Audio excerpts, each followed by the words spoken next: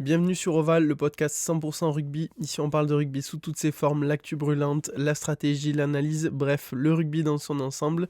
Nouvel épisode, c'est parti. On a beaucoup de choses à aborder, du top 14 qui revient, de la Pro D2.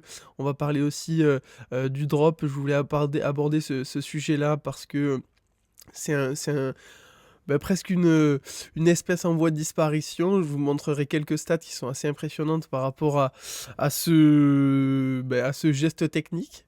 Et je vous montrerai aussi deux lancements de jeux en première main juste magnifiques. Le premier de l'Écosse contre le Pays de Galles le week-end dernier, et le deuxième, un bel essai de Oyonnax contre Mont-de-Marsan, très sympa. Allez, c'est parti, on démarre avec le top 14. 18e journée de top 14, on a du costaud qui s'annonce pour ce week-end. Ça démarre samedi après-midi avec un Clermont-Bayonne. Je vois, voilà, il y a eu du mouvement au niveau des Bayonnais, au niveau du staff. Je pense que ça va faire bouger les choses. Est-ce que c'est suffisant pour que Bayonne aille s'imposer à Clermont, en sachant qu'ils ont gagné qu'une seule fois à l'extérieur? C'était à Perpignan, qui était dans un mauvais démarrage. J'y crois pas trop.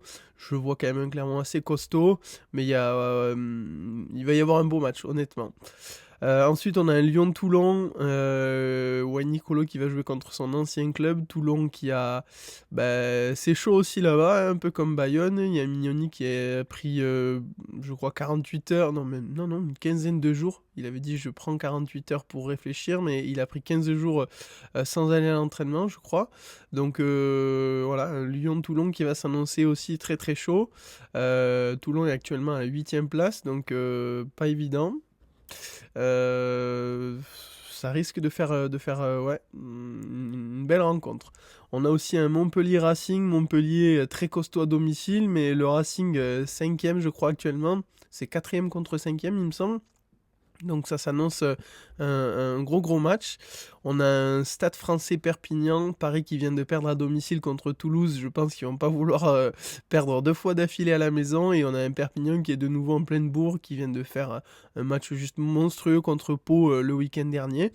Donc mon avis, je pense qu'on aura aussi une très belle rencontre.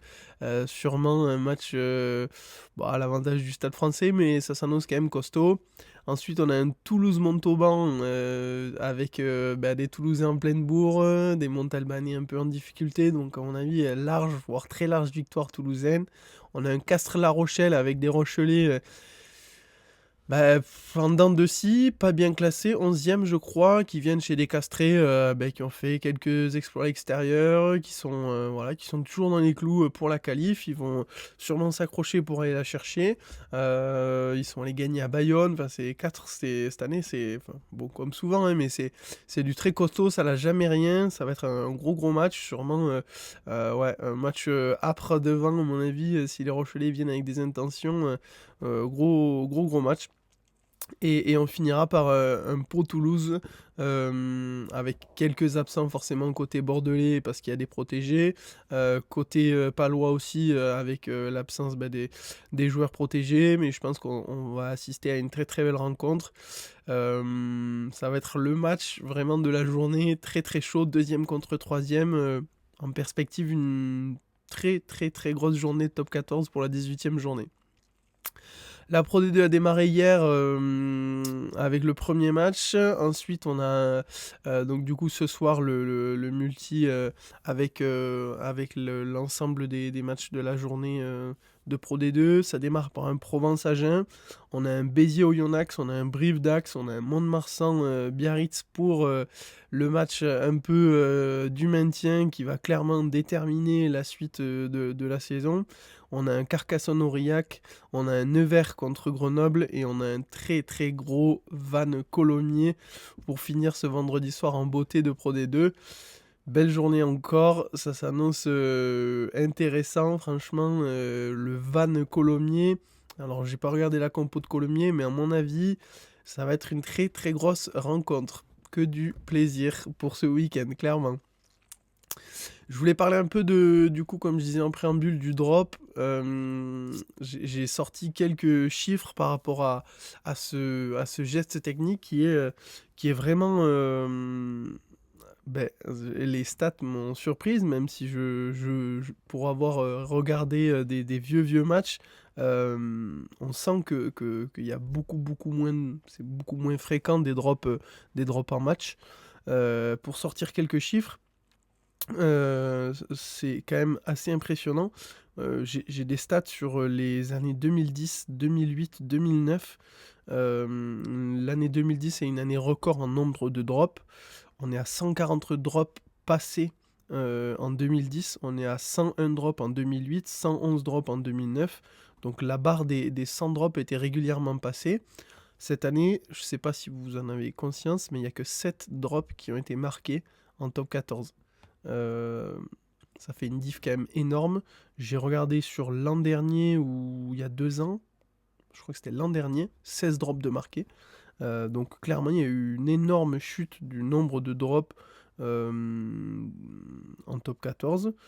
C'est assez intéressant parce que il y a quand même vraiment, c'est un geste technique quand même de classe. On a tous en tête des drops juste incroyables, que ce soit Wilkinson en finale de Coupe du Monde, récemment la Colby en 2021, le drop qui nous met de 50 mètres en finale de top 14 qui est juste magnifique. Voilà, c'est souvent un geste quand même, c'est un geste qu'on retrouve de moins en moins, mais c'est un geste quand même quand il est réalisé, c'est souvent un geste vraiment de classe et qui marque. J'ai une image aussi de Brock James qui claque un drop en phase finale là, de plus de 50 mètres qui est juste magnifique. C'est marrant parce que Yann Delegue, ancien joueur professionnel, qui disait c'est presque dommage de voir ce geste technique bah, être presque en voie de disparition. Il le disait, j'espère et je pense que le drop ne disparaîtra pas. Quand les enjeux sont aussi importants et que l'adversaire reste discipliné, on ne peut pas se permettre de jouer dans une équipe qui domine sans marquer des points. À un moment donné, il faut que la domination soit transformée. Le drop n'est que l'éjaculation précoce de l'attaque. J'avais trouvé ça assez sympa et marrant. Mais c'est vrai que c'est un geste qu'on revoit régulièrement en phase finale pour marquer l'adversaire, mais il a quand même pas mal disparu des radars. Il a été en tout cas vraiment beaucoup moins utilisé pour, le top 14. Surprenant. Alors pourquoi, d'où ça vient? J'ai essayé de creuser un peu le sujet, de me renseigner sur comment est-ce qu'on a été arrivé là. J'ai trouvé pas de réelle explication. Pour moi, l'une des principales raisons, c'est que les équipes cherchent plutôt à dominer en essayant d'aller marquer un essai, en cherchant à pousser à la faute, aller en touche, se rapprocher de la ligne d'un but et de tenter de marquer, que ce soit en molle ou sur un lancement, plutôt que sur une phase arrêtée dans les 22 mètres, tenter un drop. Je pense aussi que aujourd'hui c'est très bien lu par les défenses. On a régulièrement des défenses qui montent très fort sur le botteur.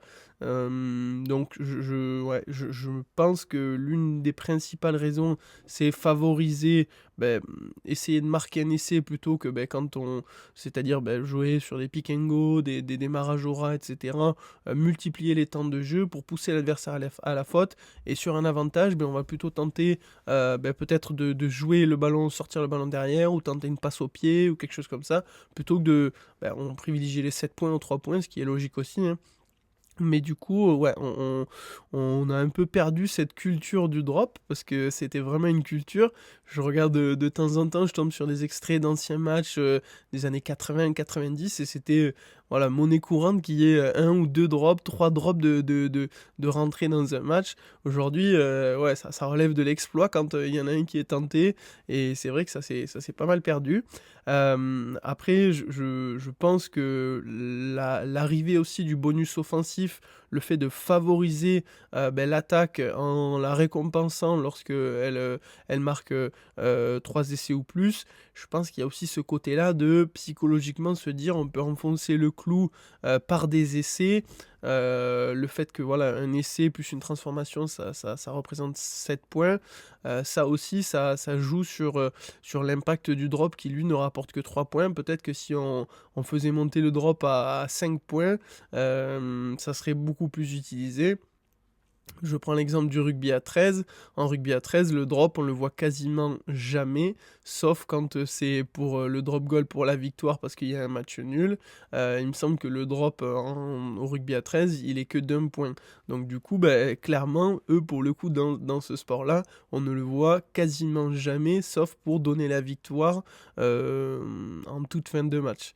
Donc ouais, c'est vrai que c'est quand même un geste, je sais que ça fait râler certains anciens gros droppers parce que c'est un geste quand même qui a du charme, c'est quand même la classe. On a l'image, enfin moi j'ai l'image quand on était gosse de voir ce Johnny Wilkinson qui fait une feinte de drop pied gauche pour mettre un drop du pied droit. Enfin ouais, je trouve que c'est quand même un geste de classe et c'est vrai que c'est presque dommage, même si ça fait partie de l'évolution du rugby, que ce soit un geste qu'on ne retrouve quasiment plus.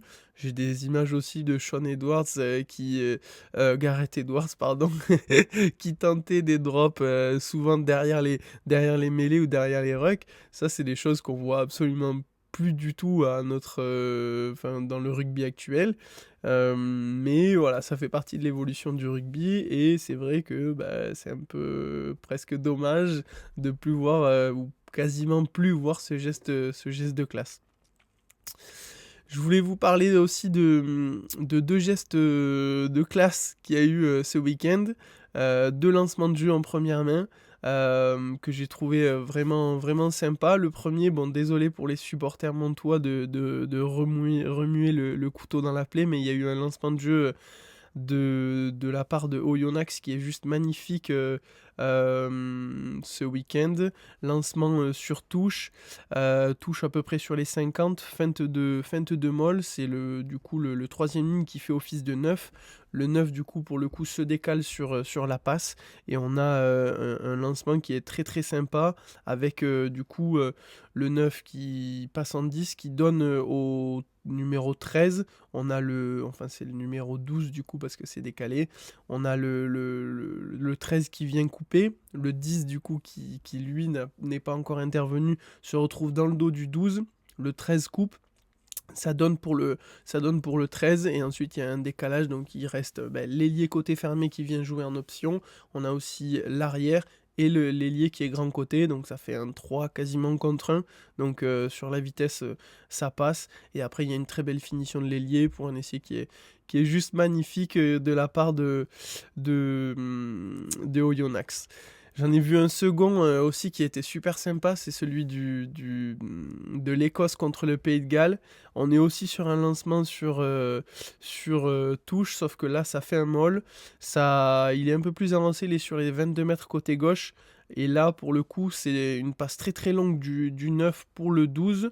Le 12, Tuipulutu, qui a été très utilisé de manière frontale, cette fois-là, il ne va pas défier, il donne dans le dos, il y a le 13 qui coupe, ça donne pour Finn Russell dans le 10, dans le dos, ça donne pour Finn Russell en 10 dans le dos, et on a une sautée, enfin en fait il y a l'ailier Van der Merwe qui est intérieur qui vient jouer juste en plus de Finn Russell, ça fait une sautée du coup pour Kinghorn.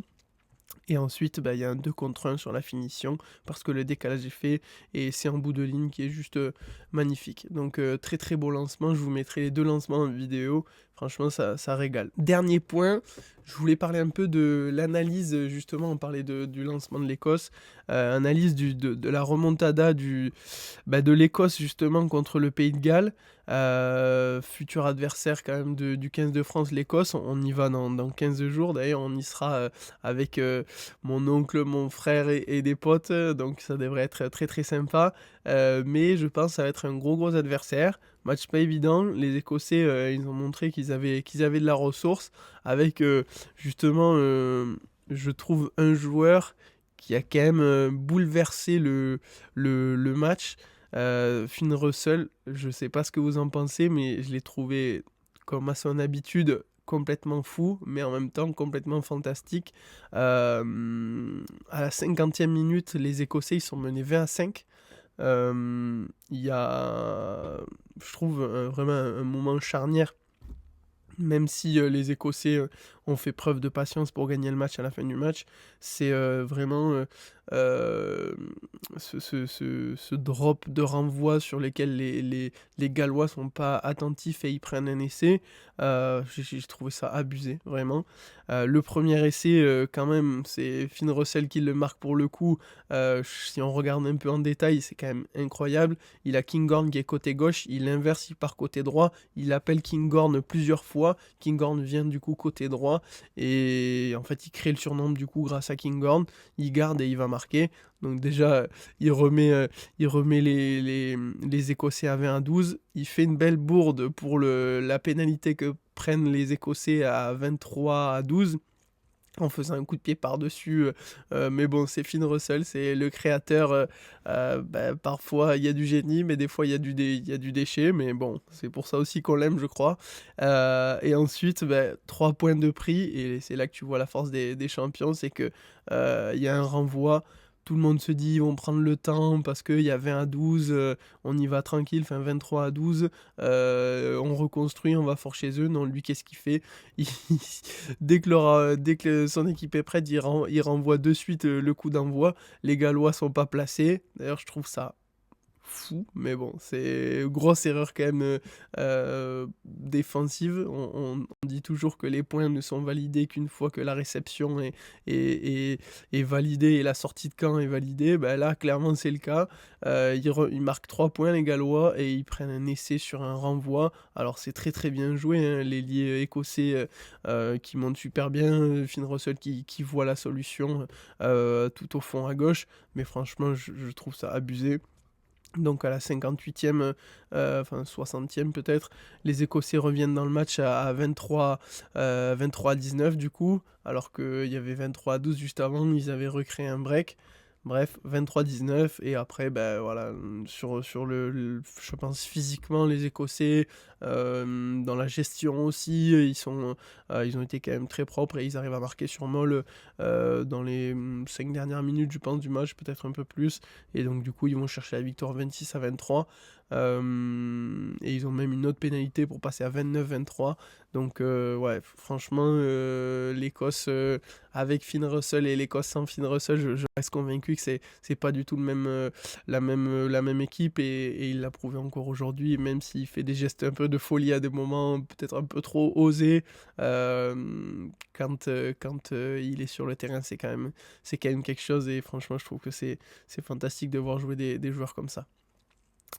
On arrive à la fin de ce podcast, ça a été assez bref. Je vous remercie, je vous souhaite un bon week-end. Il va y avoir des matchs de rugby très très intéressants entre la Pro D2, le Top 14. Pour ceux qui regardent un peu le Super Rugby, il y a eu des matchs sympas, donc c'est très intéressant. Je vous dis à la semaine prochaine, à bientôt, ciao ciao.